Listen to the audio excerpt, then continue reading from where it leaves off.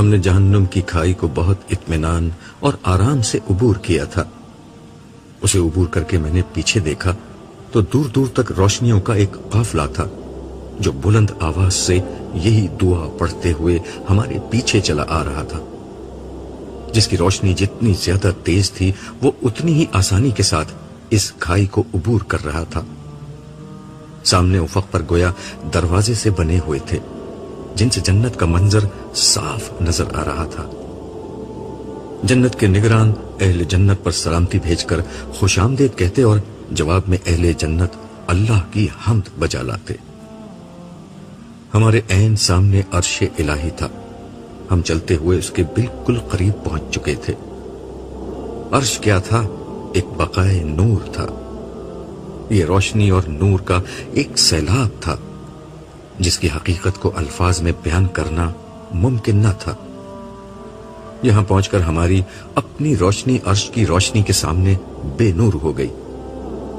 عرش کے گرد صف در صف فرشتوں کی قطاریں تھیں جو مؤدبانہ انداز میں ہاتھ باندھے الحمدللہ رب العالمین کا نغمہ جاں فضا بلند کر رہے تھے۔ ہم بالکل قریب پہنچے تو میں نے دیکھا کہ فرشتوں نے اپنے بیچ سے جگہ چھوڑ رکھی ہے جس سے گزر کر لوگ قطار در قطار عرش کے نیچے داخل ہو رہے ہیں۔ ہم قریب پہنچے تو آواز آئی، میرے بندوں تمہیں خوش آمدید، تم آج ختم نہ ہونے والی بادشاہی میں داخل ہو رہے ہو، اپنے رب کی سلامتی میں تم ہمیشہ کے لیے داخل ہو جاؤ۔ ہم فرشتوں سے گزر کر آگے بڑھے تو میں نے صالح کی طرف سوالیہ انداز میں دیکھا۔ اس نے وضاحت کرتے ہوئے کہا، جنت کا راستہ عرش کے نیچے سے ہو کر داہنی طرف مڑ کر آئے گا۔ مگر ہم عرش کے نیچے کیوں جا رہے ہیں؟ براہ راست سیدھی طرف مڑ جائیں؟ صالح ہنس کر بولا، تم ہر بات وقت سے پہلے سمجھنا چاہتے ہو۔ خیر میں بتاتا ہوں، عرش کے نیچے جا کر ہر انسان کا آخری تزکیہ ہو جائے گا۔ مگر تزکیہ تو ہم دنیا میں کرتے تھے۔ تزکیہ یعنی پاکی حاصل کرنا دین کے ہر عمل کا مقصود تھا۔ دین کی پوری جد و جہد اس لیے تھی کہ انسان کا نفس پاک ہو جائے۔ مومن دنیا میں اپنے جسم کو صاف ستھرا رکھتا تھا، وہ اپنی خوراک کو پاکیزہ رکھتا تھا، وہ عبادات کے ذریعے اپنی روح اور احکام شریعت پر عمل کر کے اپنی معاشرت، معیشت اور اخلاق کو پاک رکھتا تھا۔ شیطانی ترغیبات، نفسانی خواہشات، حیوانی جذبات، یہ سب نجاستیں تھیں جن سے بچ کر بندہ مومن خود کو پاک رکھنے کی کوشش کرتا تھا۔ یہ دنیا میں اہل ایمان کی کوشش تھی جس کا بدلہ آج رب کی پاکیزہ جنت میں داخلے کی صورت میں دیا جا رہا ہے۔ لیکن اس پاک جنت میں داخلے سے قبل اللہ تعالیٰ خود اہل ایمان کو پاک کریں گے، جس کے بعد ان کی روح، جسم اور اخلاق ہر ناپاکی سے دھل جائے گا۔ کیا مطلب؟ مطلب یہ کہ تمہارا جسم جو دنیا میں خون، نجاست، بدبو اور دیگر ناپسندیدہ چیزوں سے بھرا ہوا تھا اب نور سے بھر جائے گا، جس کے بعد تمہارے جسم سے فضلات نکلیں گے، نہ بو آئے گی اور نہ بدبو دار پسینہ بہے گا۔ تمہارے سانس کے ساتھ خوشبو آئے گی، بولو براز کی جگہ خوشبودار پسینہ آئے گا۔ تمہارے کان، ناک، آنکھ، منہ اور جسم سے کوئی گندگی نہیں نکلے گی۔ اسی طرح تمہارے دل سے ہر منفی جذبہ جیسے حسد، تکبر، کینہ، پرائی عورت کے لیے شہوت، نفرت، تعصب وغیرہ ختم ہو جائیں گے۔ تمہاری سوچ، نظر، جسم اور روح سب پاکیزہ ہو جائیں گے۔ میں نے خوش ہو کر کہا، سبحان اللہ، پھر تو جینے کا لطف آ جائے گا۔ یہی نہیں بلکہ تمہاری صلاحیتیں اور طاقتیں غیر معمولی طور پر بڑھ جائیں گی۔ تمہیں نیند کی ضرورت ہوگی نہ آرام کی، تم تھکو گے نہ نڈھال ہوگے، بور ہوگے نہ بیزار ہوگے، ڈپریس ہوگے نہ ٹینشن کا شکار ہوگے۔ تم جتنا چاہو گے کھاؤ گے، جتنا چاہو گے پیو گے، تمہیں بدہضمی نہ ہوگی، نہ بیت الخلا جانے کی حاجت۔ تمہارے اندر طاقت کا خزانہ بھر جائے گا، تم ہمیشہ صحت مند رہو گے، ہمیشہ جوان رہو گے اور سب سے بڑھ کر اتنے حسین اور خوبصورت ہو جاؤ گے کہ کچھ حد نہیں۔ یہ تمہاری چند اندرونی کیفیت کا بیان ہے، خارج کی نعمتیں اور درجات تو ابھی سامنے آنے ہیں۔ کیا سب کے ساتھ یہی ہوگا؟ ہاں، سب کے ساتھ یہی ہوگا، البتہ جس کے اعمال جتنے زیادہ اچھے ہوں گے اس کی طاقت، حسن اور کمال اتنا ہی زیادہ ہوگا۔ میرے منہ سے بے اختیار نکلا الحمدللہ رب العالمین۔ ہم یہ گفتگو کرتے ہوئے عرش کے بالکل قریب پہنچ چکے تھے۔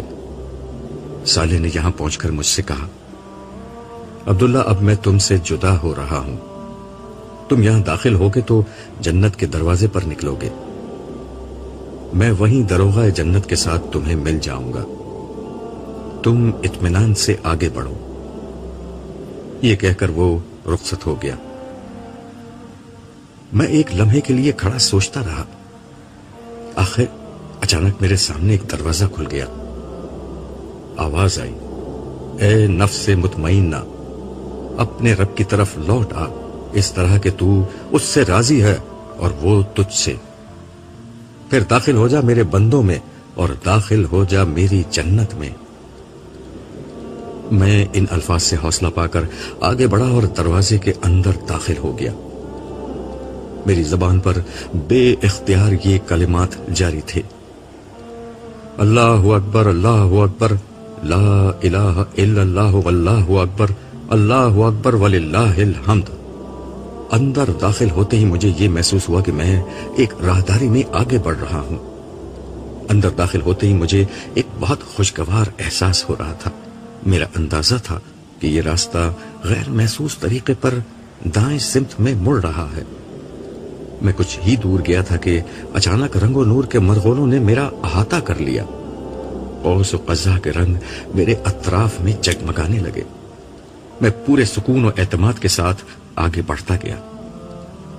یکا یک نور کی ایک چادر میرے آر پار ہو گئی، اس کے ساتھ ہی میرے وجود کا ریشہ ریشہ لطف و سرور کے احساس میں ڈوب گیا۔ مجھے لگا کہ میں ہواؤں میں اڑ رہا ہوں، میرا جسم بالکل بے وزن اور ہلکا ہو گیا۔ مجھے لگا کہ میرا جسم تحلیل ہو گیا ہے اور میں صرف روح کی شکل میں باقی ہوں۔ میں بے خود ہو کر آگے بڑھتا رہا۔ کچھ ہی دیر بعد پھر وہی دودھیا راہداری میرے سامنے تھی اور میں اس میں چلا جا رہا تھا، مگر اب میرے احساسات میں زمین و آسمان کا فرق آ چکا تھا۔ مجھے لگ رہا تھا کہ میں بدل کر کچھ سے کچھ ہو چکا ہوں۔ قوت، طاقت، سکون و اطمینان اور اعتماد کی ایک ناقابل بیان کیفیت تھی جس میں چلا جا رہا تھا کہ اچانک مجھے ٹھہرنا پڑا۔ میرے سامنے ایک ایسا مقام تھا جہاں سے 8 راستے نکل رہے تھے۔ ہر راستے پہ یہ درج تھا کہ یہ راستہ جنت کے کس دروازے پر نکلے گا۔ میں یہ پڑھنے کی کوشش کر رہا تھا کہ کیا لکھا ہے۔ ایک آواز آئی، شہداء کے دروازے سے اندر چلے جاؤ۔ میں نے غور کیا تو دائیں طرف پہلا دروازہ انبیاء کا تھا اور اس کے برابر میں دوسرا دروازہ صدیقین اور پھر شہداء کا دروازہ تھا۔ میں اسی میں داخل ہو گیا۔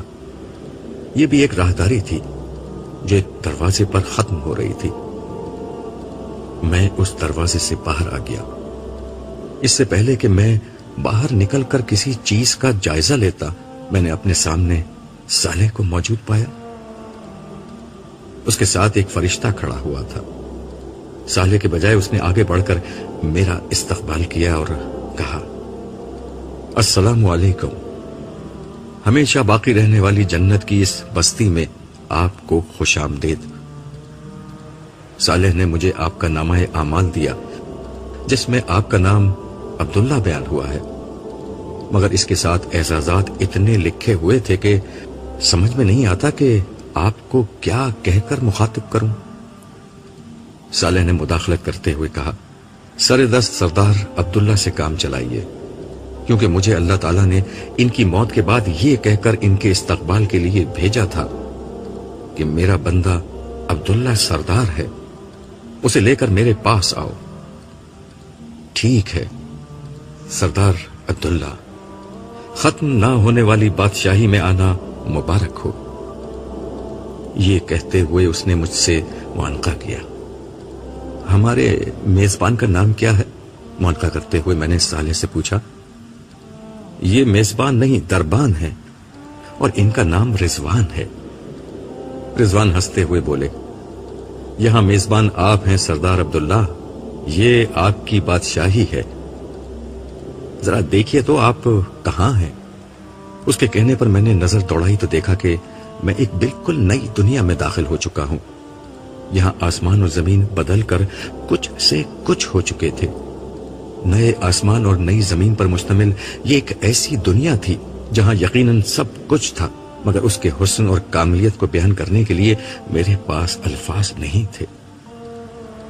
میں زندگی بھر ایک قادر الکلام شخص رہا، مجھے زبان و بیان پر غیر معمولی عبور حاصل تھا۔ الفاظ میری دہلیز پر سجدہ کرتے اور اسالیب مجھ پر القا ہوتے۔ خدا نے مشکل سے مشکل حقائق کے بیان کو ہمیشہ میرے لیے بے حد آسان کیے رکھا تھا، مگر اس لمحے مجھے اندازہ ہوا کہ دنیا کی ہر زبان ان حقیقتوں کو بیان کرنے سے عاجز ہے جو میرے سامنے موجود تھیں۔ میں بالکل اسی کیفیت میں تھا جو پتھر کے زمانے کے کسی انسان پر صنعتی دور کے کسی جدید شہر میں اچانک آ کر طاری ہو سکتی تھی۔ جو شخص اپنے غار کو لکڑیاں جلا کر روشن کرتا رہا ہو، وہ اچانک لیزر لائٹ کی قوس و قزح اور ٹیوب لائٹ کی دودھیا روشنی کے جلوے دیکھ لیتا تو کبھی اس کی حقیقت کو بیان کرنے کے لیے الفاظ نہیں پا سکتا تھا۔ یہی کیفیت اس وقت میری تھی۔ صالح میری بے خودی دیکھ کر بولا، سردار عبداللہ، بے خود ہونے کے لیے ابھی بہت کچھ ہے، بہتر ہے کہ آپ اپنی منزل کی طرف چلیے۔ رضوان نے ایک راستے کی طرف اشارہ کرتے ہوئے کہا، چلیے، آپ کی رہائش گاہ کا علاقہ اس سمت میں ہے۔ ہم آگے بڑھے۔ ایک دبی سرخ رنگ کا قالین اس راستے میں بچھا ہوا تھا، ہم اس پر چلنے لگے۔ اس راستے میں دونوں سمت فرشتوں کی قطار تھی جو ہاتھوں میں گلدستے لیے، ریشمی رومال لہراتے، پھولوں اور خوشبوؤں کا چھڑکاؤ کرتے، سلام و مرحبا کہتے میرا استقبال کر رہے تھے۔ یہ ایک طویل راستہ تھا جو دور تک چلتا چلا جا رہا تھا۔ بچپن میں تصوراتی پرستان اور کوقاف کی کہانیاں شاید سب سنتے پڑھتے ہیں، یہ راستہ ایسے ہی کسی پرستان پر جا کر ختم ہو رہا تھا۔ دور سے اس پرستان کی بلند و بالا تعمیرات نظر آ رہی تھیں۔ یہ عالیشان عمارات اور شاندار محلات کا ایک منظر تھا جو سبزے سے لدے پہاڑوں، اس کے دامن میں پھیلے پانی کے فرش اور نیلگو آسمان کی چھت کے ساتھ ایک خیالی دنیا کی تصویر لگ رہا تھا۔ میں نے رضوان سے پوچھا، اس وقت ان گنت لوگ جنت میں داخل ہو رہے ہیں، آپ کے پاس کیا اتنا فارغ وقت ہے کہ سب کو چھوڑ کر میرے ساتھ آ گئے ہیں؟ وہ ہنس کر بولے، یہاں وقت رکا ہوا ہے، آپ یوں سمجھیں کہ دو جنتی جو ایک کے بعد ایک کر کے اندر داخل ہو رہے ہیں، ان کے اندر آنے میں کافی وقفہ ہوتا ہے، اور جو جنتی ذرا کم درجے کے ہیں وہ تو مہینوں اور برسوں نہیں، صدیوں کے فرق سے اندر آئیں گے۔ میں نے صالح کی سمت دیکھ کر کہا، نائمہ؟ میری بات کا جواب رضوان نے دیا، سردار عبداللہ، آپ تو بہت پہلے اندر آ گئے ہیں، آپ کی اہلیہ محترمہ نائمہ اور دیگر لوگ کچھ عرصے ہی میں یہاں آ جائیں گے، مگر اس وقت میں آپ کے کرنے کا یہاں بہت کام ہے۔ آپ کو اپنی جنت، اپنی اس دنیا، اس کی بادشاہی، یہاں کے خدام اور دیگر متعلقہ لوگوں سے واقفیت حاصل کرنی ہے۔ اچھا، یہاں اور کون ہے؟ دیکھیے، یہ آپ کے خدام میں سے چند نمایاں لوگ کھڑے ہیں۔ رضوان کی توجہ دلانے پر میں نے دیکھا کہ فرشتوں کے بعد قطار میں دونوں سمت ایسے لڑکے کھڑے تھے جو اپنی ٹین ایج کی ابتدا میں تھے۔ مجھے اندازہ ہو گیا کہ یہ غلامان ہیں، اور یہی وہ لڑکے ہیں جن کے لیے قرآن نے موتیوں کی اصطلاح استعمال کی تھی۔ یہ واقعتاً ایسے ہی تھے۔ بلکہ شاید موتیوں سے بھی زیادہ شفاف اور چمکتے ہوئے۔ مجھے اندازہ ہوا کہ قرآن مجید نے جن حقائق کو بیان کرنے کی ذمہ داری اٹھائی تھی، انسانی زبانیں ان کے بیان کے لیے اسالیب، تشبیہات اور استعاروں کا کتنا مختصر سرمایہ اپنے اندر لیے ہوئے تھی۔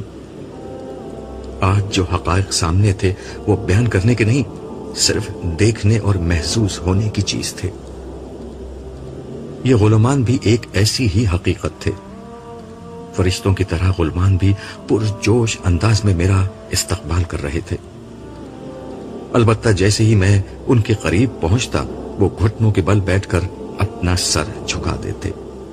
یہ موتیوں کی ایک لڑی تھی جو میرے استقبال میں پیچھی جا رہی تھی۔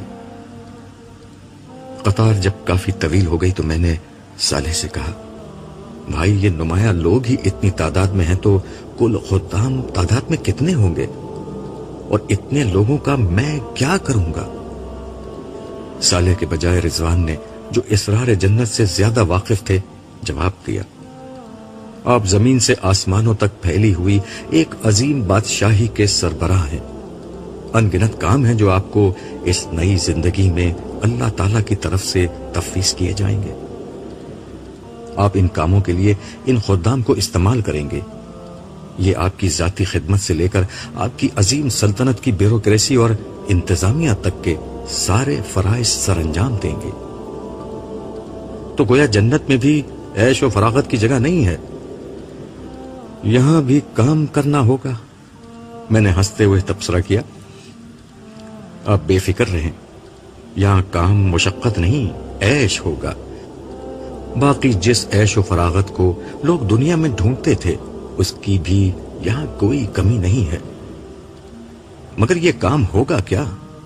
میں تو یہ جانتا ہوں کہ آپ نے بادشاہی میں پیش آنے والے مسائل کے بغیر بادشاہی کرنی ہے۔ باقی اصل حقیقت تو صرف اللہ تعالیٰ جانتے ہیں، اور وہ دربار کے دن یہ ساری باتیں آپ کو براہ راست خود بتا دیں گے۔ ہم کچھ دور اور چلے تو صالح نے کہا، اب حوریں آ رہی ہیں۔ صالح کے اس جملے کے ساتھ ہی مجھے حوروں کے بارے میں اس کی وہ شاعرانہ تعریف یاد آ گئی جو اس نے میدان حشر میں کی تھی۔ میں اس وقت صالح کی باتوں کو مبالغہ سمجھا تھا، اب محسوس ہوا کہ اس کے بیان میں مبالغہ نہیں، کچھ کمی تھی۔ حقیقت اس سے کہیں زیادہ برتر تھی۔ ہم جیسے ہی ان کے قریب پہنچے تو غلامان کے برخلاف انہوں نے ایک مختلف کام کیا۔ وہ گھٹنوں کے بل بیٹھنے کے بجائے دو زانوں بیٹھی اور کمر کو خم دے کر سر جھکا دیا۔ میں نے رک کر صالح سے پوچھا، یہ کیا کر رہی ہیں؟ یہ دیدہ دل فرش راہ کر رہی ہیں۔ اس نے ہنستے ہوئے کہا۔ رضوان نے وضاحت کرتے ہوئے کہا، اصل میں انہوں نے آپ کے قدموں کو راحت پہنچانے کے لیے اپنے بال فرش پر بچھائے ہیں، اسی لیے یہ اسی طرح جھکی ہوئی ہے۔ اس کے کہنے پر میں نے غور کیا کہ وہ اس طرح سر کو جھٹکا دے کر جھک رہی ہیں کہ دونوں سمتوں سے ان کے بال زمین پر بچھ کر ایک ریشمی فرش بناتے جا رہے ہیں۔ حسن کی یہ ادا میں نے زندگی میں پہلی دفعہ دیکھی تھی۔ میں پورے اعتماد اور وقار کے ساتھ مسکراتا ہوا آگے بڑھ رہا تھا۔ جب میرے قدموں نے ریشمی زلفوں سے بنے اس فرش کو چھوا تو سرور کی ایک لہر میری روح کے اندر تک تیرتی چلی گئی۔ گرچہ میرے جسم پر انتہائی لطیف مخملی اور دیدہ زیب شاہی لباس تھا، لیکن میں نے جوتے نہیں پہن رکھے تھے۔ اس دوران میں رضوان نے مجھے ان حور و خدام کے متعلق مزید بتاتے ہوئے کہا، ان حور و غلمان کے ظاہر سے ان کے بارے میں کسی غلط فہمی کا شکار نہ ہو جائیے گا۔ یہ لڑکے اور لڑکیاں انتہائی غیر معمولی قوتوں اور صلاحیتوں کے مالک ہیں۔ یہ لوگ آپ کے حکم پر زمین و آسمان ایک کر دینے کی صلاحیت رکھتے ہیں۔ یہ الگ بات ہے کہ یہ آپ سے اتنی محبت کرتے ہیں کہ آپ کے لیے جام شراب بھرنے کو بھی اپنی سعادت سمجھتے ہیں۔ اللہ تعالیٰ نے ان کو جو کچھ دیا ہے ابھی آپ کو اس کا معمولی سا اندازہ بھی نہیں ہے۔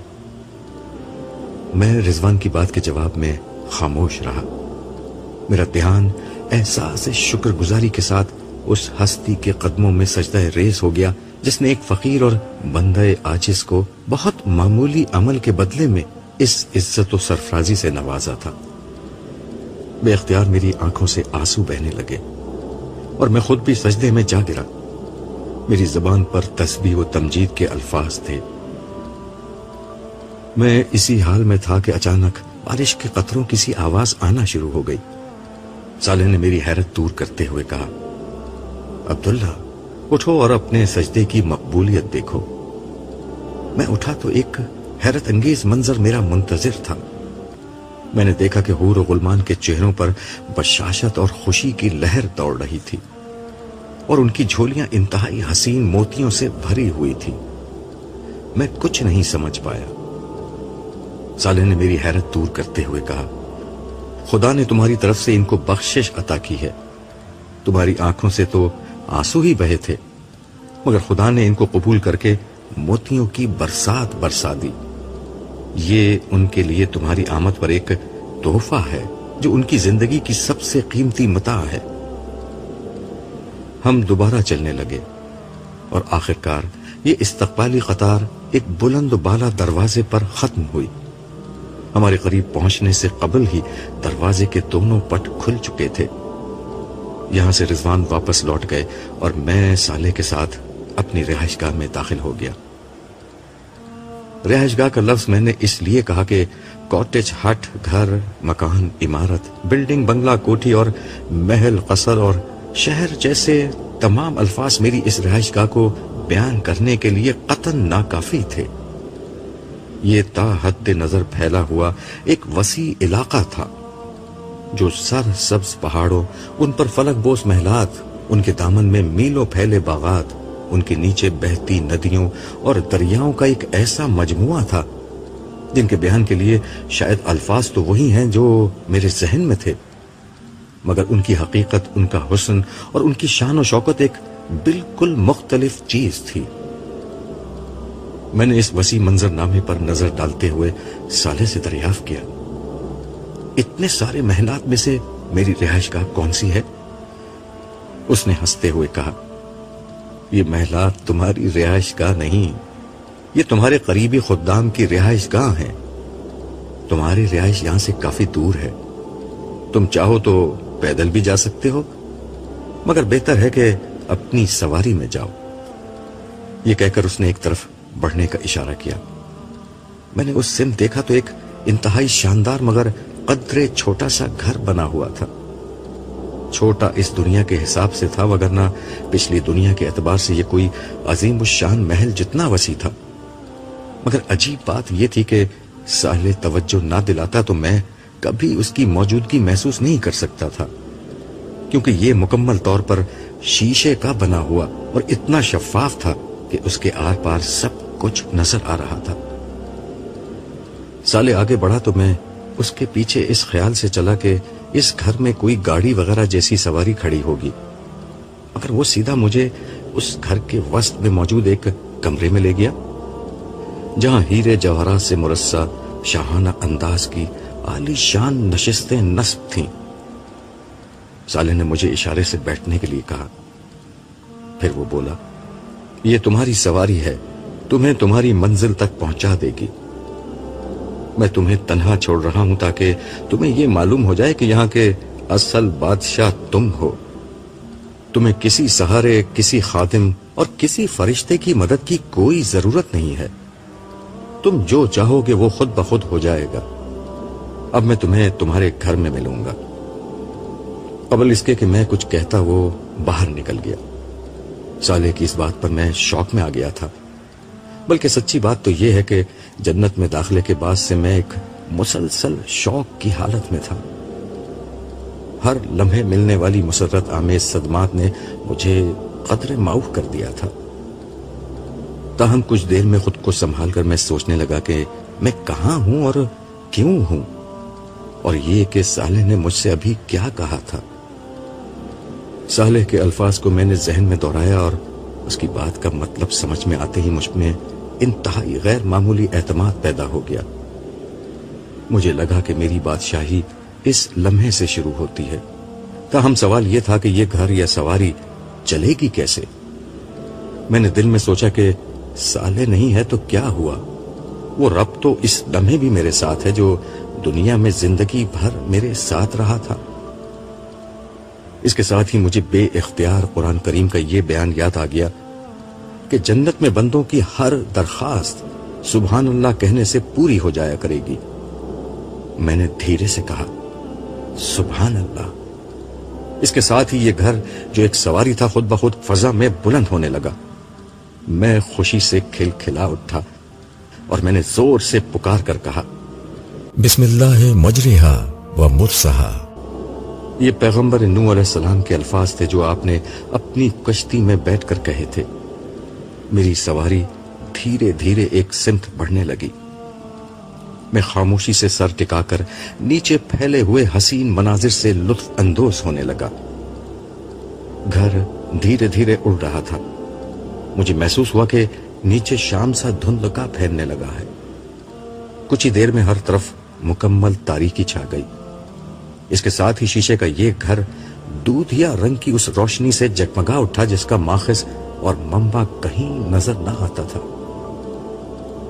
اندھیرے میں میرا سفر جاری تھا۔ باہر دور تک گہری تاریکی چھائی ہوئی تھی، مگر اس تاریکی میں کوئی اندیشہ، کوئی خوف نہیں تھا۔ تاریکی کی اس تہ پر دبی سناٹے کی ایک اور تہ جمی ہوئی تھی، مگر اس سناٹے میں بھی کوئی وحشت، کوئی دہشت نہیں تھی۔ اندھیرے کی طرح یہ سناٹا بھی اپنے اندر ایک عجیب نوعیت کا سکون اور سرور لیے ہوئے تھا۔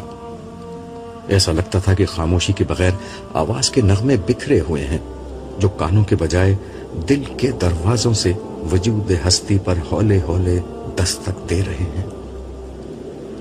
بغیر ساز کے کچھ سر فضا میں بکھرے ہوئے ہیں جو سماعتوں کے در و دیوار کے بجائے شعور کے دریچوں سے میں قدائے دل کی دنیا میں داخل ہو کر محو رقص ہیں۔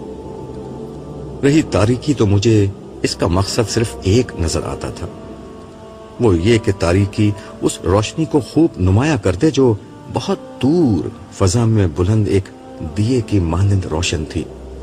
یہ روشنی آسمان کے کسی تارے کی نہ تھی۔ اس وقت زمین کی طرح آسمان بھی تاریکی کی چادر اوڑھے ہوئے تھا۔ یہ روشنی ایک بلند پہاڑ کی چوٹی سے اٹھ رہی تھی۔ اندھیرے میں یہ روشنی بے حد حسین اور دلکش لگ رہی تھی، اتنی کہ اس سے نظر ہٹانے کا دل نہیں چاہتا تھا۔ پھر میں نے سوچا کہ اس اندھیرے میں دیکھنے کو اور رکھا ہی کیا ہے۔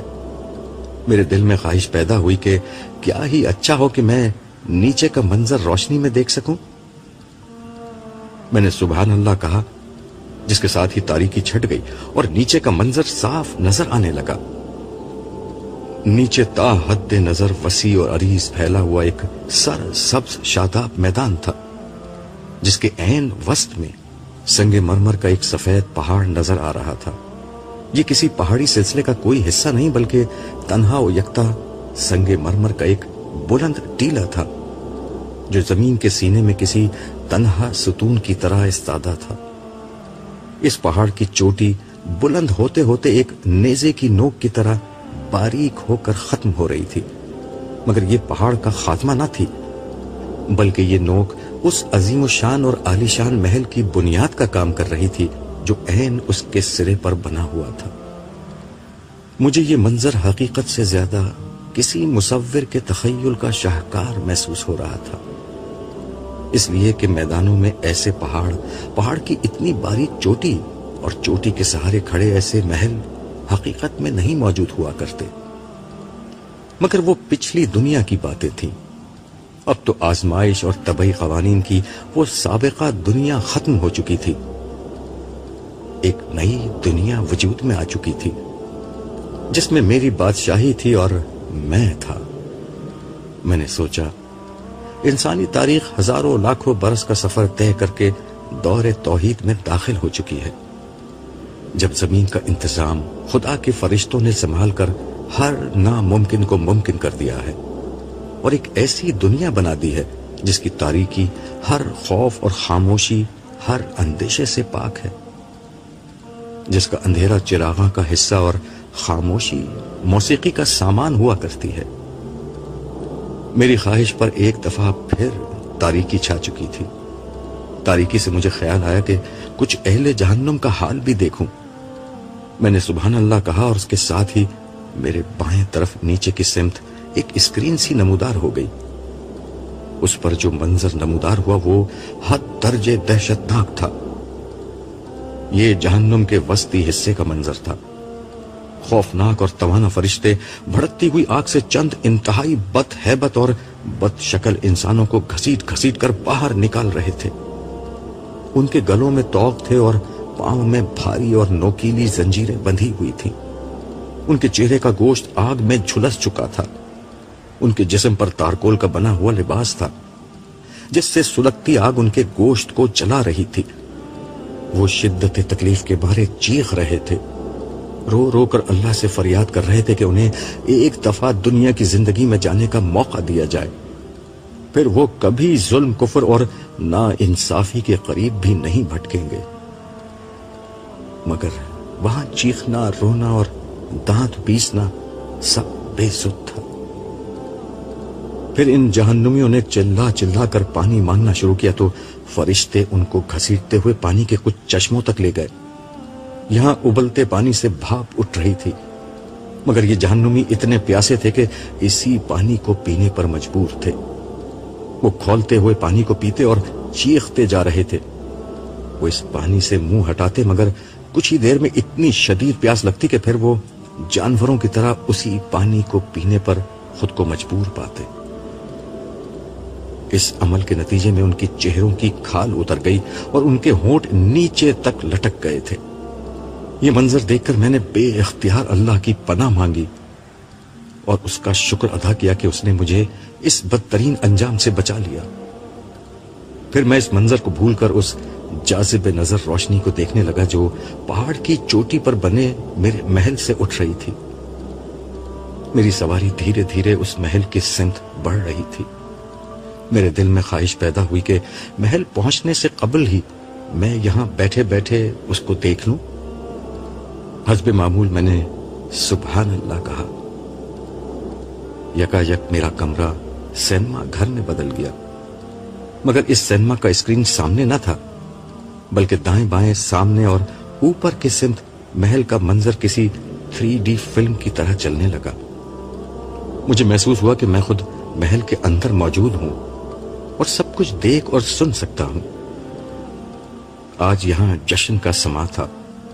بلند پہاڑ کی چوٹی پر میرا یہ شاندار محل بقائے نور بنا ہوا تھا۔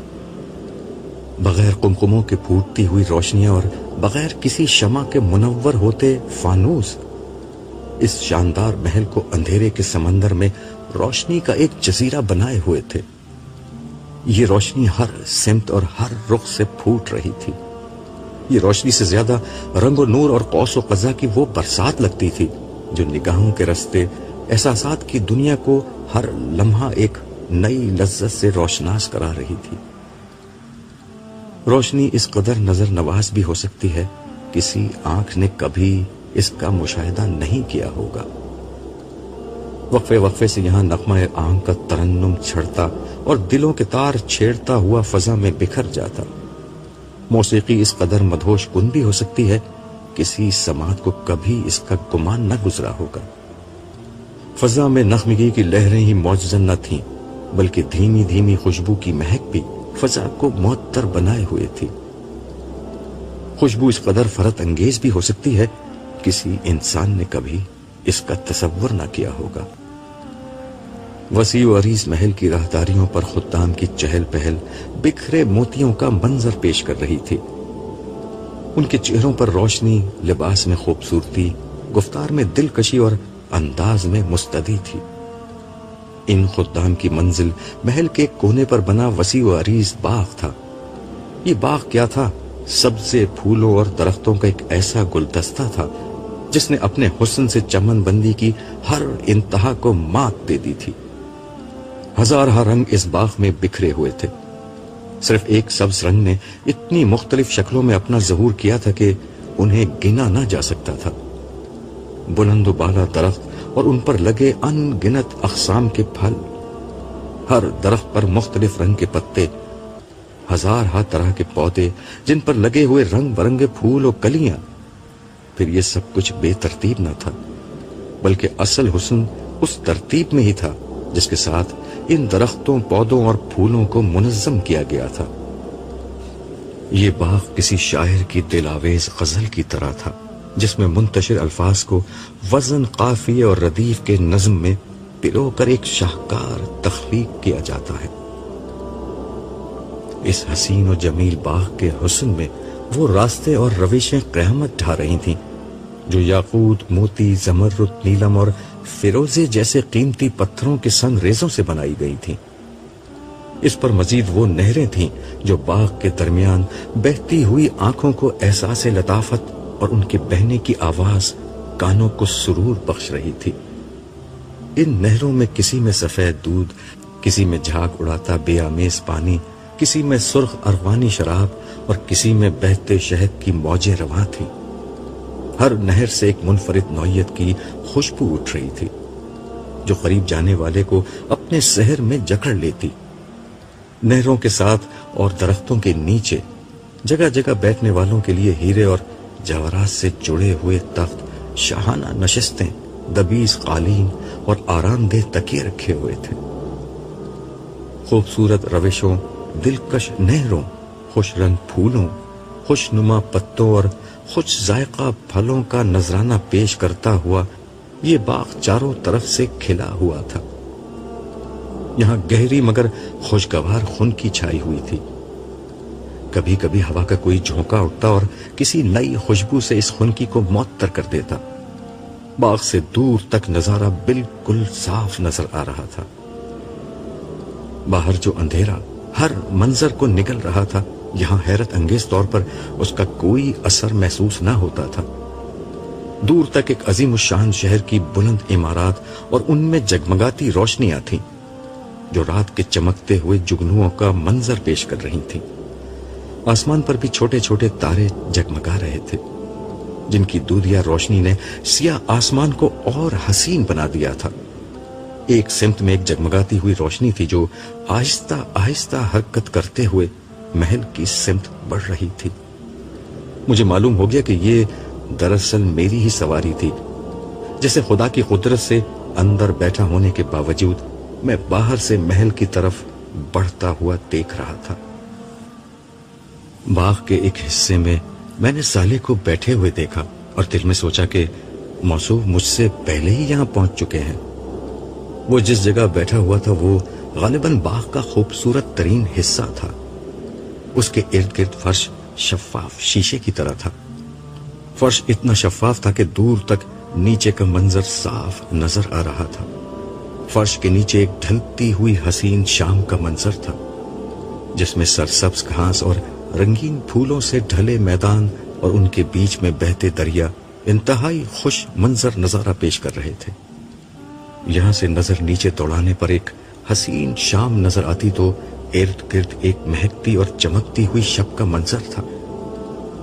نیچے اگر دریا بہ رہے تھے تو اوپر درختوں کی پھلوں سے لدی ڈالیاں تھیں جو اشارہ پا کر نیچے آنے اور مند پسند میووں کا نذرانہ پیش کرنے کے لیے بے قرار تھیں۔ کچھ خدام ایک کونے پر پرندوں اور جانوروں کا گوشت سلگتی انگیٹھیوں پر بھون رہے تھے۔ ان سے اٹھنے والی اشتہا انگیز خوشبو اس لذت اور ذائقے کا اعلان عام تھی جو کھانے والوں کی بھوک کو کبھی بجھنے نہیں دیتی تھی۔ ساتھ ہی شیشے سے زیادہ شفاف مگر چاندی کے بنے ہوئے جام و سبور اور پیالہ و ساغر بہت نفاست اور خوبصورتی سے رکھے ہوئے تھے، اس انتظار میں کہ محفل کرم ہو اور وہ ساقی گری کی خدمت سے اپنے مالک کے ذوق طلب کی تسکین کریں۔ میں یہ منظر دیکھنے میں محو تھا اور مجھے احساس ہو رہا تھا کہ یہ سب کچھ میرے لیے اجنبی نہیں ہے۔ مجھے یاد آیا کہ میں برزخ کی زندگی میں ان مناظر کو دیکھ چکا تھا۔ اسی اثنا میں مجھے محسوس ہوا کہ سواری کی رفتار دھیمی ہو رہی ہے۔ میں نے اشارہ کیا اور اسکرین غائب ہو گئی۔ میری سواری منزل مقصود پر پہنچ رہی تھی۔ بلندی سے یہ جگمگاتا ہوا محل اتنا حسین لگ رہا تھا کہ میرا دل چاہا کہ میں یہاں ٹھہر کر یہ منظر دیکھتا رہوں۔ اس منظر سے لطف اندوز ہونے کے لیے میں نے محل کے اطراف میں 2-3 چکر لگائے۔ پھر مجھے خیال آیا کہ سالے نیچے میرا منتظر ہے۔ اس لیے میں نے اترنے کا فیصلہ کیا۔ میری یہ سواری یا شیش محل اسی جگہ دھیرے سے اتر گیا جہاں صالح موجود تھا۔ میں باہر نکلا تو صالح نے ایک مسرت آمیز ہنسی کے ساتھ میرا استقبال کیا اور پھر بولا، میں یہ سمجھ رہا تھا کہ تم اسے عرش سمجھ کر اس کا طواف کر رہے ہو۔ اچھا ہوا تم نے 7 چکر نہیں لگائے۔ اس کے دلچسپ تبصرے پر میں خود بھی اس کی ہنسی میں شریک ہو کر اس سے بغلگیر ہو گیا۔ پھر وہ مجھ سے علیحدہ ہوتے ہوئے بولا، تم پہلے اپنے محل کا معائنہ کرو گے یا کھانے پینے کا ارادہ ہے؟ میں تو اس رہائش گاہ کے حسن سے مبہوت ہو کر رہ گیا ہوں۔ میں سوچ بھی نہیں سکتا تھا کہ خوبصورتی اس طرح بھی تخلیق کی جا سکتی ہے۔ عبداللہ، یہ تو صرف آغاز ہے۔ اس وقت سے لے کر دربار والے دن تک جو کچھ بھی تم دیکھو گے، قرآن ان سب کو نزل یعنی ابتدائی مہمان کا سر و سامان کہتا ہے۔ جو کچھ اس کے بعد ملے گا وہ تو نہ کسی کان نے سنا، نہ کسی آنکھ نے دیکھا، اور نہ کسی دل پر کبھی اس کا خیال گزرا ہے۔ تم ٹھیک کہتے ہو، یہ باتیں قرآن و حدیث میں بیان ہوئی تھیں، مگر جنت اس سے مختلف ہے جو نقشہ قرآن مجید میں بیان ہوا ہے۔ میرا مطلب ہے کہ یہ اس بیان سے کہیں زیادہ خوبصورت جگہ ہے۔ اس کا سبب یہ ہے کہ جنت کا قرآن میں ذکر نزول قرآن کے وقت اہل عرب کے ذہنوں میں پائے جانے والے عیش و عشرت کے اعلیٰ نمونے کے پس منظر میں ہوا تھا۔ یعنی جن چیزوں کو اہل عرب زیادہ بڑی نعمت سمجھتے تھے اسی کو بیان کر دیا گیا۔ وہ آدمی بے وقوف ہوگا جو جنت کو صرف انہی تک محدود سمجھے گا۔ تم صحیح کہتے ہو، زمانہ نزول قرآن کے عرب تو شاید ان بہت سی نعمتوں کا اندازہ بھی نہ کر سکتے تھے جو میرے زمانے یعنی انفارمیشن ایج میں ایجاد ہو چکی تھی۔ قرآن مجید نے ان عربوں کی رعایت سے زرعی دور کی رفاہیت اور عیش و عشرت کا نقشہ کھینچا تھا۔ لیکن بھائی، جس سواری میں سوار ہو کر میں آیا ہوں اس نے تو میرے تخیل کو بھی شکست دے دی۔ اس طرح کی بہت سی چیزیں تم ابھی اور دیکھو گے۔ خیر، یہ بتاؤ اب کیا ارادہ ہے؟ میں اس کی بات سنی انسنی کرتے ہوئے ارد گرد پھیلے ہوئے حسین ماحول میں کھو گیا۔ میں ایک ایک چیز اور ایک ایک منظر کو اپنی نگاہوں میں سمیٹ لینا چاہتا تھا۔ صالح نے میری محویت کو دیکھا تو شرارت آمیز مسکراہٹ کے ساتھ کہنے لگا، تم غالباً حوروں کو ڈھونڈ رہے ہو۔ وہ تمہارا استقبال کرنے باہر آئی تھی، اب سب اپنی رہائش گاہوں میں لوٹ گئی ہیں۔ البتہ تم چاہو تو میں نے اسے جملہ پورا کرنے کا موقع دیے بغیر پوری سنجیدگی سے جواب دیا۔ میرے زمانے میں انسانیت کے 2 امام ہوا کرتے تھے، ایک امام کارل مارکس جو پیٹ کی زندگی کو اصل بتاتے تھے، اور دوسرے امام فرائڈ جو میں جملہ ادھورا چھوڑ کر لمحے بھر کے لیے رکا، جس پر صالح نے ایک زوردار قہقہہ لگایا۔ میں نے بھنے ہوئے گوشت کی اشتہا انگیز خوشبو کو سونگتے ہوئے کہا، میں سر دست امام کارل مارکس کی پیروی کا ارادہ رکھتا ہوں۔ دنیا میں تمام انسانوں کی زندگی وقت کی غلامی میں گزرا کرتی تھی۔ وقت کا پہیہ لمحوں، ساتوں، ایام اور ماہوں سیال کی گردشیں طے کرتا آگے بڑھا کرتا تھا۔ پہروں اور موسموں کی تبدیلی سے وقت کے گزرنے کا احساس ہوا کرتا تھا، مگر اب میں جس دنیا میں تھا وہاں وقت غلام تھا اور انسان آقا۔ لمحے اور ساعتیں، دن اور ہفتے، مہینے اور سال، صدیاں اور قرن، ان کے دن ختم ہو چکے تھے۔ وقت گزرنے کا زمانہ ماضی کی زندگی کی طرح گزر چکا تھا۔ وقت و زمانے کے آثار قدیمہ میں سے اب جو کچھ باقی تھا وہ صرف پہر اور موسم تھے، اور وہ بھی تمام تر ہمارے اختیار میں۔ انسانوں کی سلطنت میں کہیں ہمیشہ صبح کی روشنی چھائی رہتی، کہیں دوپہر کے روشن سناٹے، کہیں سپہر کی دھیمی تمازت، کہیں شام کی پھیلتی ڈوبتی شفق کی سرخی، کہیں آخر شب کی سیاہ خاموشی، اور کہیں فجر کا جھٹپٹا، کہیں بدر کامل کی چاندنی، کہیں تاروں بھری راتیں، کہیں بہاروں کی گھنی چھاؤں۔ اہل جنت کی رہائش گاہوں میں گرچہ موسم بہت معتدل اور خوشگوار رہتا، لیکن لوگوں کے ذوق کی تسکین کے لیے کہیں سانسیں منجمد کر دینے والی سردیاں تھیں تو کہیں صحرائی گرمیاں، کہیں برکھا کی رت تھی، کہیں بہار اور خزاں کے رنگ۔ غرض جو دل چاہے اور جس کی انسان خواہش کرے، وہ پہر اور وہ موسم انسانی تسکین کے لیے موجود تھا۔ میں ایک بہت بڑی سلطنت کا تنہا اور بلا شرکت غیر حکمراں بن چکا تھا۔ ہمدم دیرینہ صالح اس نئے جہان رنگ و بو میں بھی میرا رفیق اور میرا ساتھی تھا۔ اسی نے مجھے بتایا کہ یہ سلطنت وسیع ترین کائناتی نظام کا ایک حصہ تھی۔ اس نئے نظام میں تقسیم اس طرح تھی کہ تمام اہل جنت کی رہائش اسی زمین پر تھی جہاں ہزاروں لاکھوں برس تک انسانوں کی آزمائش ہوتی رہی۔ اہل جنت میں دو کلاسیں تھیں، ایک عوام اور دوسرے خواص۔ عوام یا کم درجے کے اعمال والے وہ لوگ تھے جنہیں انعام میں ایک ایک یا ایک سے زیادہ ستاروں اور سیاروں کو دے دیا گیا تھا۔ یہ بتانے کی شاید ضرورت نہیں کہ اب یہ ستارے آگ اور اندھیرے کا مسکن نہیں رہے تھے، بلکہ بدل کر حسین جنتوں اور پرفضا وادیوں میں بدل چکے تھے۔ خواص جنت کی حکمراں کلاس تھی۔ اس میں پہلے شہداء اور صدیقین تھے۔ ان کو اربوں کھربوں ستاروں پر مشتمل کہکشاؤں کی بادشاہی اور حکمرانی دی گئی تھی۔ میں ایسی ہی ایک کہکشاں کا حکمران تھا۔ ان سے اوپر انبیاء کرام تھے جو ان گنت کہکشاؤں پر مشتمل مجموعوں کے حکمران تھے۔ سر دست یہ بات ایک راز تھی کہ کس کو کون سی جگہ کی حکمرانی ملنی ہے، وہاں کیا کرنا ہوگا۔ صالح نے مجھے بتایا کہ یہ سب کچھ اللہ تعالیٰ دربار کے دن بیان کریں گے۔ اسی روز ہر شخص کو اس کی سلطنت رسمی طور پر دے دی جائے گی۔ فی الوقت تو لوگ صرف زمین پر مقیم تھے، اور بقول صالح کے ان کو جو نعمتیں یہاں مل رہی تھیں وہ بس ابتدائی مہمان نوازی کی نوعیت کی چیزیں تھیں۔